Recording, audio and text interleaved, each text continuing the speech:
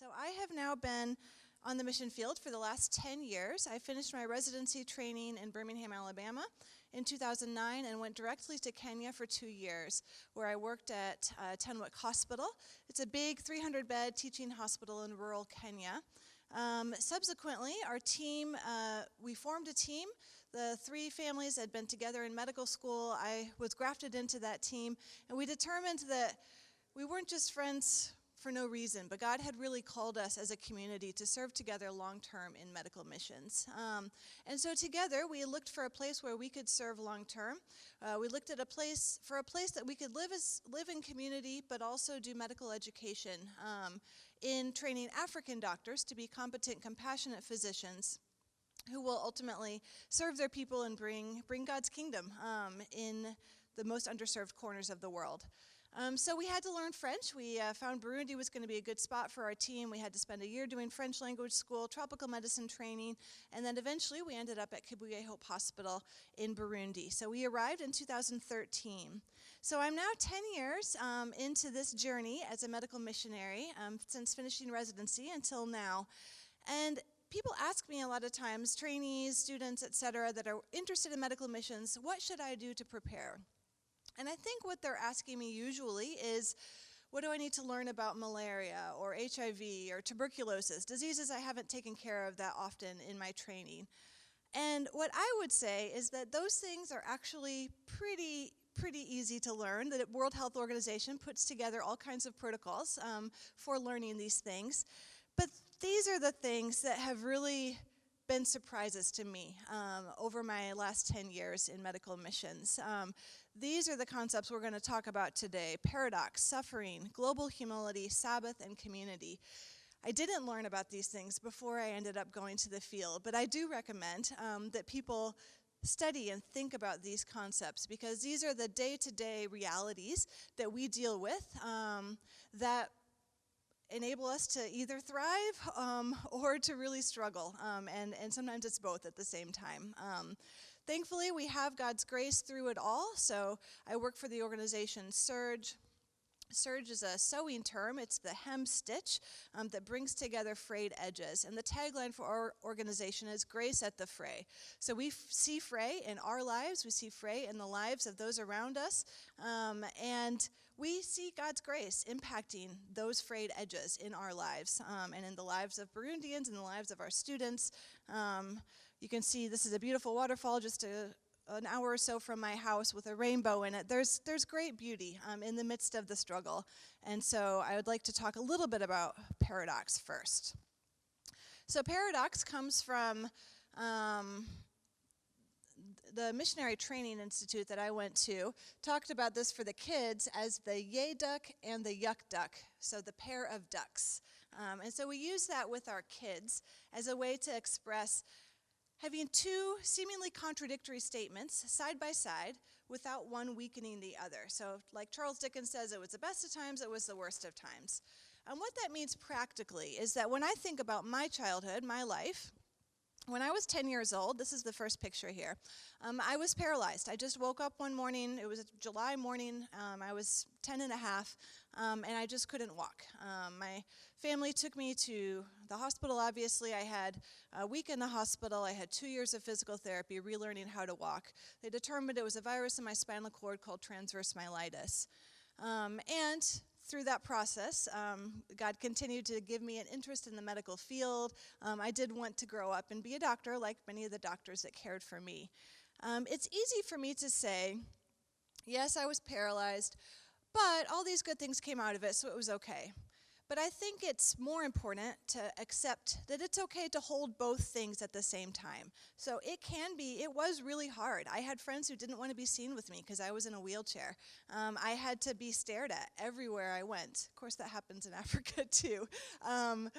And I stood out as being different. I was in a wheelchair, then I had a walker, I had a cane. No 10-year-old wants to walk with a cane. You can see the cane in this picture.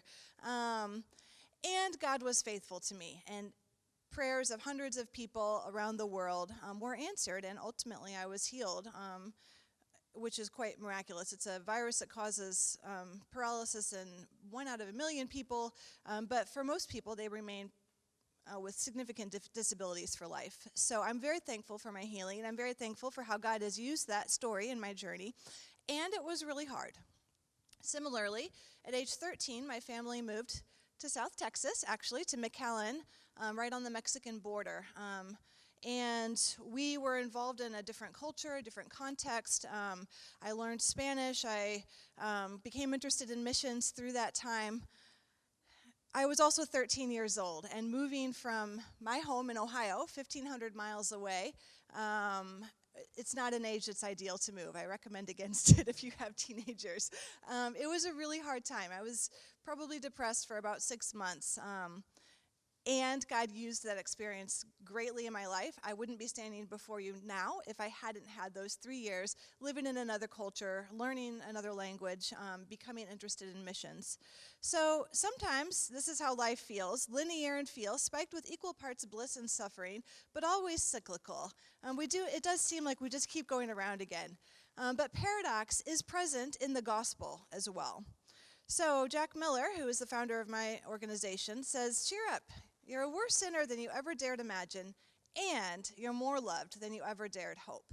So at the same time, we have the gospel telling us that we are more sinful and flawed, and we are more loved and accepted than we imagine. We see that in our patients.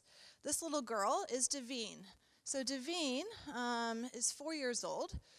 She came to us with severe acute malnutrition. You can see the swelling in her hands that's caused by lack of protein. She had kwashiorkor. And she came very, very sick. She was actually unconscious, basically unresponsive for days. And we said, we will help her, but we need someone to stay with her. Our hospital doesn't have enough staff. Every patient has to have a caregiver. And the mom said, I have other kids at home. I can't stay. How about 12-year-old brother, Moise, stay with her? This was not something that happened very often, but Moise stayed.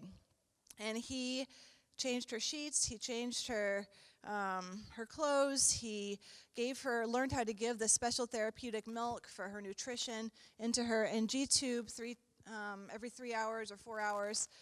He cheered for her when she started to be able to sit up, when she started to be able to play with some toys. He loved his sister so well. And ultimately, Devine began to walk for the first time, and she was able to go home. We went to visit her in her home. So this is me and some missionary friends going out to visit her. We found her there's no phone numbers, so we knew the name of the hill where she lived on and the sub-hill and the name of the head of the family. And so we went to the district, then we found the hill, then we found the sub-hill, then we said, does anybody know this family? And someone said, oh, yes, I do. So we followed this man with a machete down this little dirt path for about 30 minutes, and finally showed up at this mud brick home.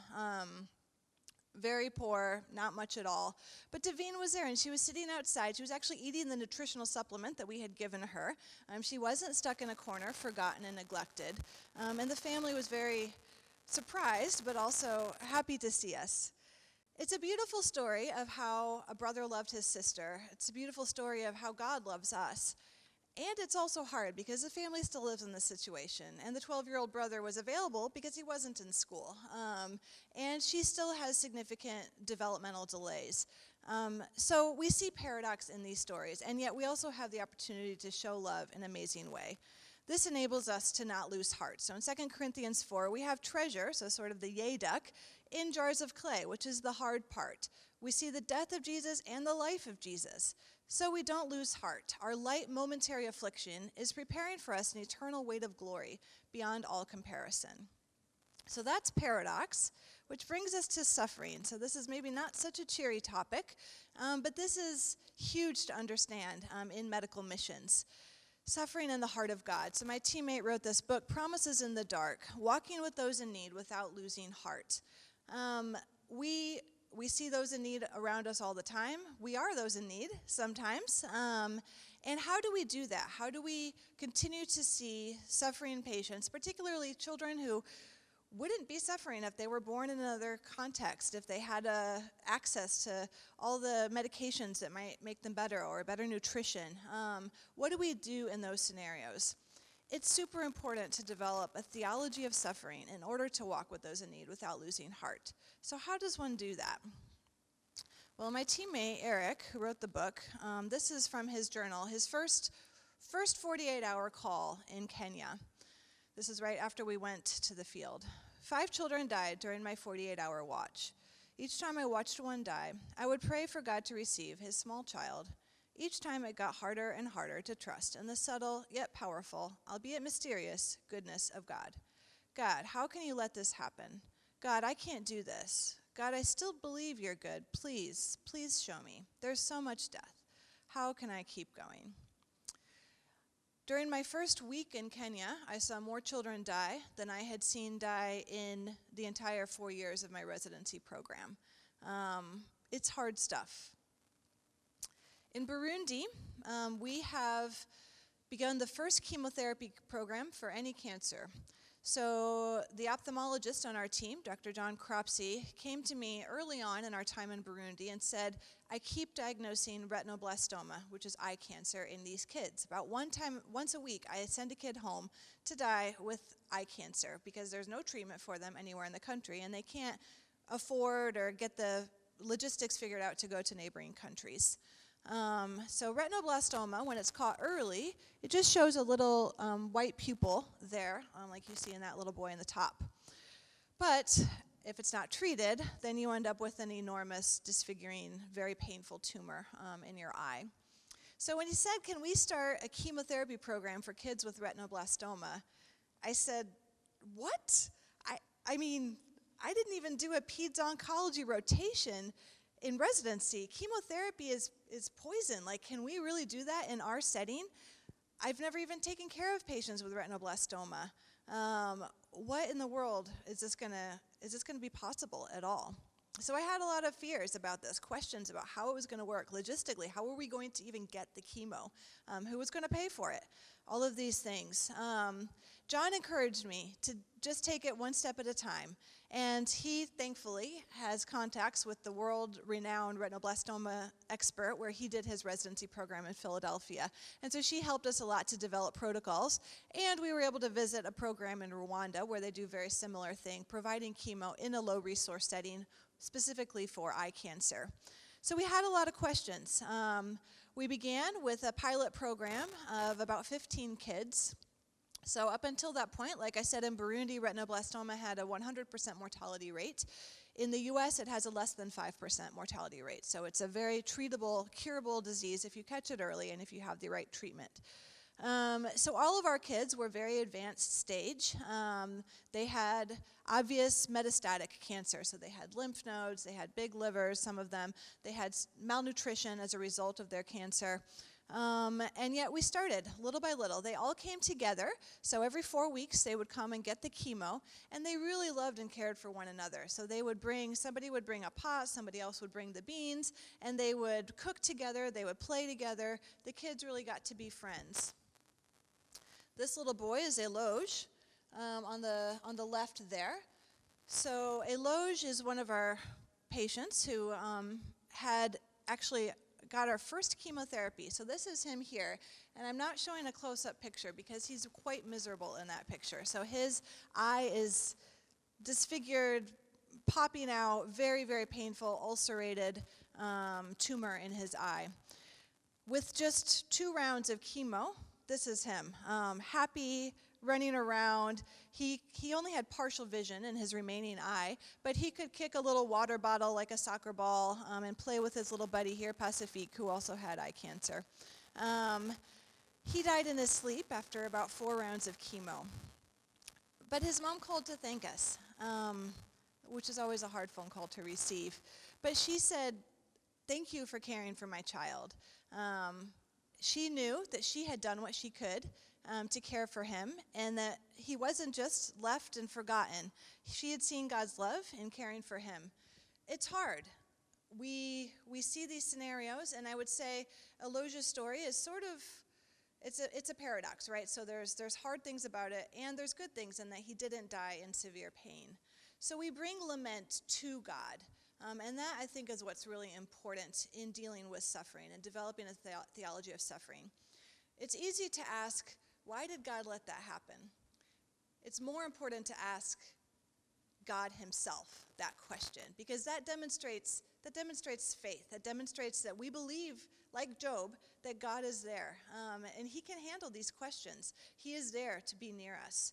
We are not alone as we deal with these suffering scenarios, because Christ himself has been there. We have the only religion that has a suffering God. God himself came to earth and suffered, and we identify with him in his sufferings, even as we care for these precious children. We do know sometimes we see suffering that's at the hands of people, whether through corruption, injustices, etc. Sometimes we wait for justice. We wait for judgment, and that is something that we have hope in. One day, there won't be all these inequalities in the world where some people have health care and some people don't, where there is significant poverty in some places and not in others. Judgment is coming, and that's a hopeful thing. That's a promise. And God is making all things new, and this is what really sustains me. I can certainly tell you a lot of stories of suffering children, but I also have so many stories of miraculous healings. God has created kids to be so resilient, and most of the time they get better, even in rural Africa where we don't have all the resources to care for them. This little guy was, I think, 8 years old. He was a little Maasai boy in Kenya, and he came in very sick with severe meningitis. So he had a lot of seizures, he was unconscious, he'd been sick for several weeks. We treated the regular kind of bacterial meningitis. He didn't really make much progress, but finally we decided to start treating TB meningitis, so tuberculosis causing meningitis. After several weeks in the hospital, he did get better. He was able to sit up and eat, and he looked like he was ready to go home, but he was blind. So the meningitis had affected his brain. We had the eye doctor see him. He said he's never going to recover his vision. We sent them home. A month or so later, he came back to see me. Perfect vision. I had our eye doctor check him. 20/20 vision. Complete miracle. Not related to any treatment we did. It's just something worth celebrating. God is making all things new, and we see that sometimes here on this earth. We see it in Burundi, especially in areas where we don't have the resources, so we can't take any credit for it as healthcare professionals. It's completely God. And God brings himself. So Frederick Buechner said, "What about the boy who's not healed? When listened to or not listened to, the prayer goes unanswered. Who knows? Just keep praying," Jesus says. "Remember the sleepy friend, the crooked judge. Even if the boy dies, keep on beating the path to God's door. Because the one thing you can be sure of is that down the path you beat, with even your most half-cocked and halting prayer, the God you call upon will finally come. And even if he does not bring you the answer you want, he will bring you himself. And maybe at the secret heart of all of our prayers, that's really what we're praying for." So God brings himself to the one walking with those in need, as well as to the sufferers. Moving on to global humility. So this is one that's talked about, that's really more known, I think, before you head to a different context. You know that it's going to be a different culture, that there are going to be some differences compared to what you're used to. But it's really important to continue studying about these things. 10 years in, I continue to be surprised by cultural differences. I want to keep learning, to always be a learner, to always be growing in cross-cultural servanthood and cultural intelligence. Global Humility, there's a book about that. This is my pediatric team. They come to my house regularly, a couple times a year for cake and Fantas. In Burundi, Fanta is the ubiquitous word for Coke, like in the South they would say Coke. So they come over, we sit around. Sometimes it's awkward, conversation doesn't flow, but they feel loved. They get to know me through being in my home. I get to know people more by getting to hear their stories and talking to them more. And so we try to figure out this cultural balance of developing relationships across cultures. This is a quote from Narnia, Prince Caspian. "Welcome, Prince," said Aslan. "Do you feel yourself sufficient to take up the kingship of Narnia?" "I don't think I do, sir," said Caspian. "I'm only a kid." "Good," said Aslan. "If you had felt yourself sufficient, it would have been a proof that you were not." And that's the case for all of us. Certainly we want to continue growing and learning. I studied tropical medicine. Like I said, read the WHO protocols on all of these things. But we're never sufficient of ourselves. We're never sufficient to understand another culture or language. We need Jesus to help us daily in these areas. So this comes from a book on Leading with Cultural Intelligence. And these are 10 areas that each culture can be described in each of these 10 areas. So the one that everybody kind of knows about is time. So they say, there's a quote, a proverb that says, Americans have the watches, but Africans have the time. You've probably heard that one. So basically just different focuses on productivity, efficiency in the Western context. Relationships are a bigger focus in a lot of developing world settings. Looking at short-term versus long-term. Power, distance, and hierarchy is a big one. And I will tell you that of all these 10, pretty much all of them, Burundi and America are on exact opposite ends of the spectrum. So it doesn't get easier. Someone told us when we first got to Burundi that we would learn 1% of the culture every year we lived there. So we're up to 6%. We've got a long ways to go, and we continue to be surprised by things. The big one that comes up is individualism and collectivism. So Burundi is a collective culture. Decisions are made by the group. The individual's focus is not really a focus. So why did you decide to become a doctor? Well, my family decided that I should become a doctor. Sometimes that's the answer. Collectively, the students want to take their exams together. It doesn't always work that way in education. So we have to think through these things. Power, distance, and hierarchy is another big one. So I'm always Dr. Alyssa. I'm never on a first-name basis. And I tried when I first moved to Kenya to be on a first-name basis, and then it turned out that was not the best way to develop respect with students and to help teach them in a way that was effective. So yes, we do have Bible studies. We do have ways to engage with people, to share testimonies, etc. But we do have to remember that culturally, that power distance is important, and so we have to respect that. So I could go on and on about various cultural differences, but just important to know they are there, and they will be there no matter where you go, short-term or long-term, and they will continue to surprise you as time goes on. So keep learning, keep studying, keep letting Jesus be sufficient in these things and understanding all cultural contexts. And actually, if you look at the scripture, probably the biblical context and culture was much more similar to the Burundian one than to the American one, with the collective focus, etc. So, all right, 2 more topics. So Sabbath. Our team, when we were doing language study to learn Kirundi, so after we did French language study, we went and spent 3 months before we got to the hospital in rural Burundi learning Kirundi, which is the local language. It was actually a really hard time to be studying a very difficult language. But one other thing we did during that time was do a book study on Sabbath. We read a book called on Keeping the Sabbath Holy. And this book was very instrumental in developing our team rhythms of Sabbath.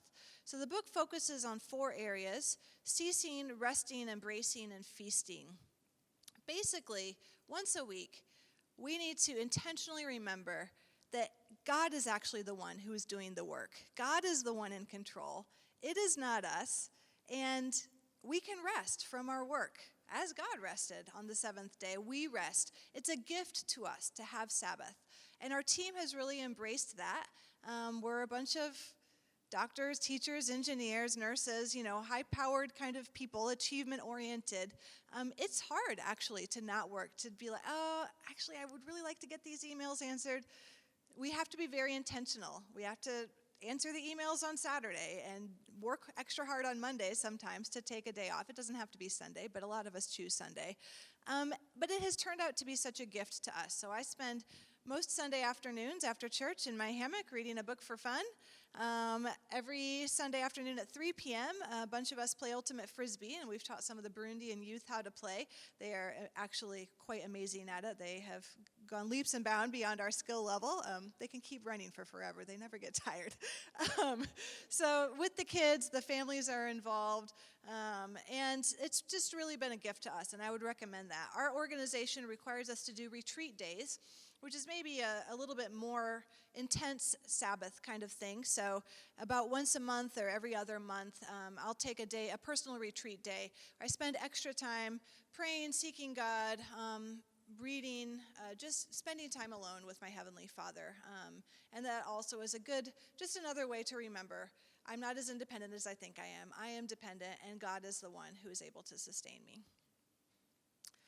Lastly, I'd like to talk about community. So this is an interesting area. A lot of times, if you think about community, you think, oh, wow, it must be so amazing to be in a missionary community, to live with your friends. You know, I visited a third grade class one time, and they're like, so you get to, like, live with your friends. That's awesome. And it is. And it's also hard, particularly for North Americans. So the tagline here, trading in our North American independence for life together. There's an invitation there. There's a gift there to live life together in community. This is our team at Easter, including some of the Burundian docs who live in the same compound with us. These are the things that we share. So most people in the North American setting have church friends and work friends and school friends, and those worlds don't necessarily collide. Our team shares vehicles. We have a very extensive vehicle calendar to check out, okay, I'm taking this vehicle on this day to this place, etc. We share groceries, the order for the market. If somebody goes to the store in the city, which is 3 hours away, they'll get a meat order for 10 different families and have to coordinate payments and all of that. We share decisions about missionary kids' schooling and curriculum. Sometimes we go on vacation together. We go to church together. We work together. We make decisions about pets together. We're everybody's kids' aunts and uncles. So I get to be Aunt Alyssa, which is a great role I absolutely love. I get to be Aunt Alyssa to the missionary kids in Burundi and Aunt Alyssa to my 5 nieces and nephews here in the U.S. I'm the team doctor for the team. So if anybody gets sick, I'm the one who gets called. In the U.S., normally one would try not to be a doctor for one's own nieces and nephews. But what are the other options? And so it can be really difficult to be the one caring for a sick kid and then to have that kid look up and say, hi, Aunt Alyssa. And just to know that your prayers have been answered and that kid has been healed is absolutely amazing. But it's also really scary. So this Instagram post came from my teammate, George Watts, who's kind of jack of all trades. He does kind of everything on the team.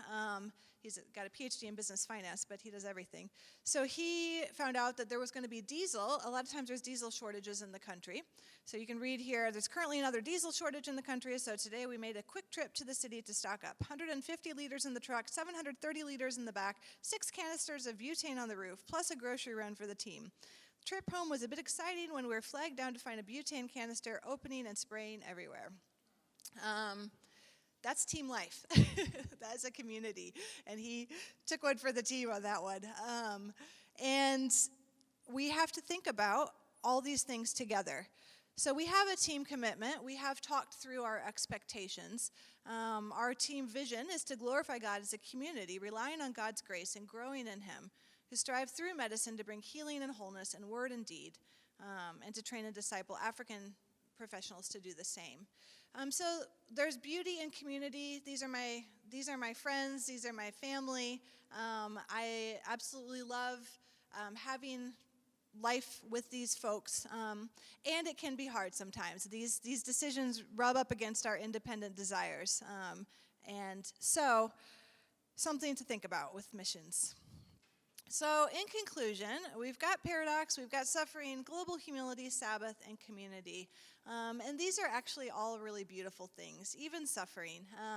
They're ways that God speaks to us, that God shows Himself present in our lives. And I would this is what I'm giving my life, to join God in these areas. The Lord is in your midst, a mighty one who will save. He will take great delight in you. He will quiet you with his love. He will rejoice over you with singing. And so as Jesus rejoices over us, we share that joy with those around us, even as we deal with some of the challenges of missionary life. Thank you.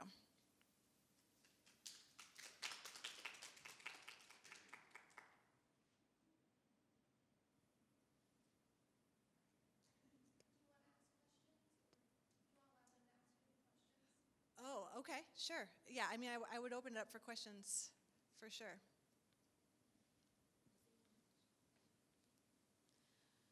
So I'm going to apologize in advance because it's more than one question. Okay. But what do you do on your really hard days where you come home and you're just at the end of your wits and you're like, I can't do this anymore? What do you do for your team members when they're in that place and the vulnerability that lies in those settings? Right. Yeah, that's a great question. It depends on the scenario. So if I've had a really hard, so recently I lost a patient that was one that we'd worked for so long to save this little girl, and she was the sweetest little girl. Her name was Onette. She was only 2 years old, but she would shake your hand every day, no matter how badly she felt, how sick she was. And she would lay in her bed and reach up her little hand, and she'd take it. The appropriate Burundian respectful way is to put one hand on the other. So she would do it like this, even though she's only 2. She had a problem with her bone marrow. We kept having to give her a lot of blood transfusions. And anyways, eventually she died, and I actually teared up when I told the mother, which I thought was a good thing. It's good after 10 years to still grieve these patients and to care for them so much so that you do grieve their loss. And so after that, I went home and I asked my friend, who's also a pediatrician, if I could chat with her. So I went by her house. She was home with her little kids, and she got them involved in a movie or something, and then we were able to talk, and I was able to tell the whole story and how it all went down. So sometimes when it's a case like that, I will find a medical teammate to debrief with. Other times, if it's just exhaustion at the end of a stressful day, so many things, sometimes I just need alone time. I'm an introvert. So for me, sometimes it's actually like going home to my quiet house and closing the curtains and, watching a TV show or reading a book or something like that, just checking out for a little bit to regain my perspective. With teammates, I find we walk together a lot. So we live in a very beautiful place, little dirt paths over the hills covered with banana fields, banana trees, and a lot of times I'll ask a teammate, can we just go on a walk and talk? And so we'll walk around. The Burundian kids follow us. It's never quite as solitary as you think it's going to be, but those are good moments for talking and just enjoying the beauty of the creation around us. For me, being outside is really a key as well. Other questions?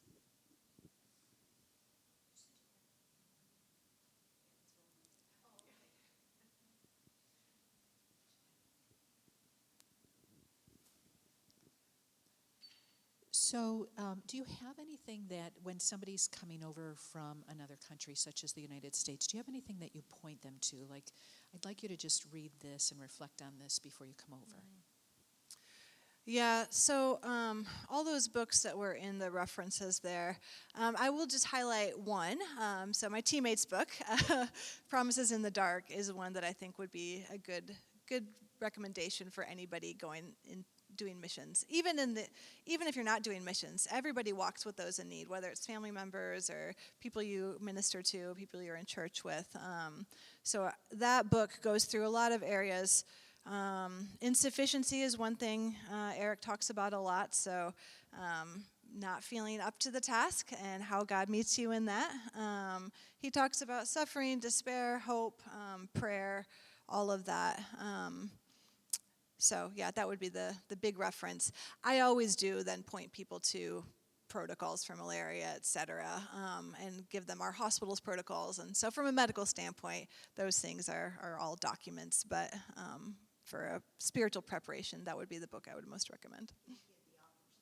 Eric McLaughlin, McLaughlin. It's on Amazon. Promises in the Dark. Other questions?